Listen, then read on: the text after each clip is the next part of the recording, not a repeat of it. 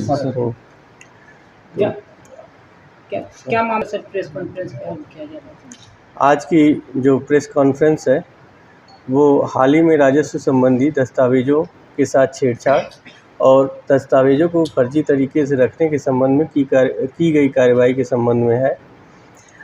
दिनांक 1 सितंबर 2023 को संध्या करीबन 5 बजे प्राप्त सूचना के आधार पे जमुई बाईपास रोड पे पिलर शोरूम के सामने श्री जंगी सिंह लॉज के प्रथम तल्ला में रेड किया गया और पता चला कि अशोक यादव नाम का एक व्यक्ति अंचल कार्यालय से संबंधित राजस्व के दस्तावेज संधारित किए हुए हैं। उसके पास सिया शरण यादव नाम के एक कर्मचारी का डोंगल भी बरामद हुआ। इस आलोक में सारे कागजातों को जब्त कर लिया गया। डोंगल, लैपटॉप और अन्य इलेक्ट्रॉनिक डिवाइसेस को भी जब्त किया गया। उस जब्ती के आधार पर जमुई PS केस नंबर 541/23 दिनांक 2 सितंबर 2023 लॉन्च किया गया है। उक्त मामले में प्राथमिकी दर्ज है। व्यक्ति पुलिस की हिरासत में है।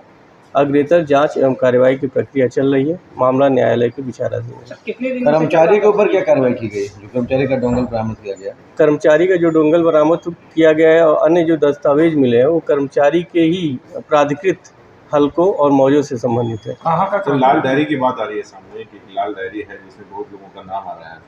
हाँ, उसमें बहुत सारे दस्तावेज है और इसे एक मेजर कार्रवाई के रूप में लिया जा सकता है। तो उसमें डायरी है, अंचल कार्यालय के से संबंधित विभिन्न दस्तावेज है, रसीदें हैं, विभिन्न लोगों के आवेदन हैं। कुछ लोग जो मौके पर उपस्थित पाए गए उनके द्वारा इस बात का लिखित बयान हम लोगों के समक्ष दिया गया है कि वो राजस्व संबंधी कार्यों को कराने आए थे। एक सज्जन थे, वो कुछ मापी की प्रक्रिया के लिए आए थे, एक लोग म्यूटेशन की प्रक्रिया के लिए।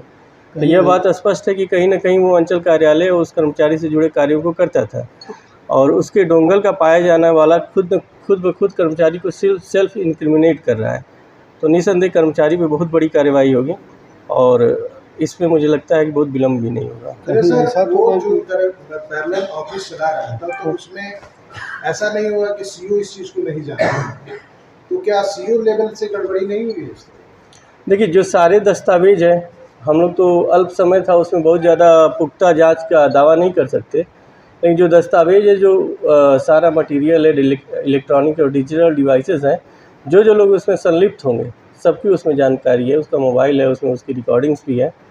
तो सारी चीज़ें निसंदेह एक बड़ा चंक है एविडेंस का।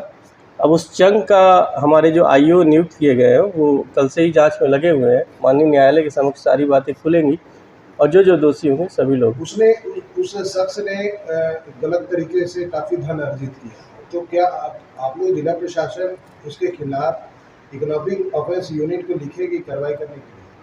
देखिए, हम लोगों को जो सूचना मिली थी उसमें फर्जी दस्तावेजों की जांच से संबंधित मामला था।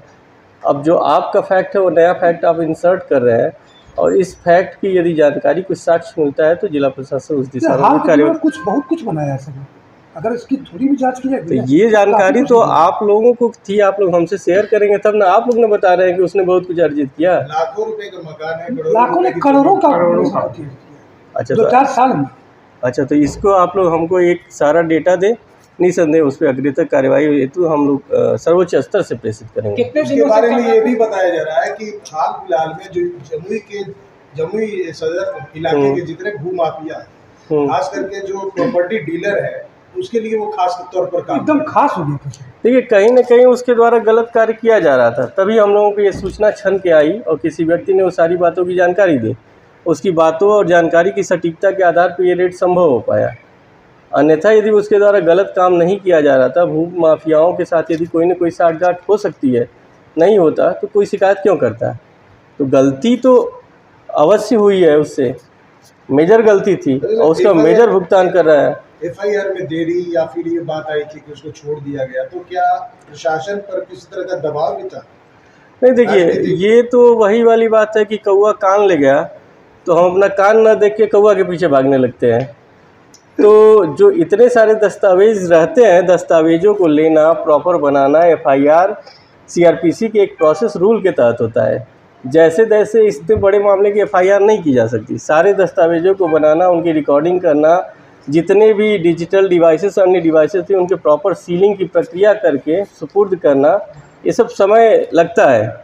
हज़ारों की संख्या में पन्ने थे, यदि उनकी लिस्टिंग नहीं बनाएंगे, ऐसे कचरे में फेंकने से फिर वो एफआईआर किसी काम का नहीं होता है। तो थोड़ा समय लगेगा। ध्यानार्थ ये जादव होगा सर। नहीं, कितने दिनों से चल बोलने में रहा ज़्यादा है? बड़ा सवाल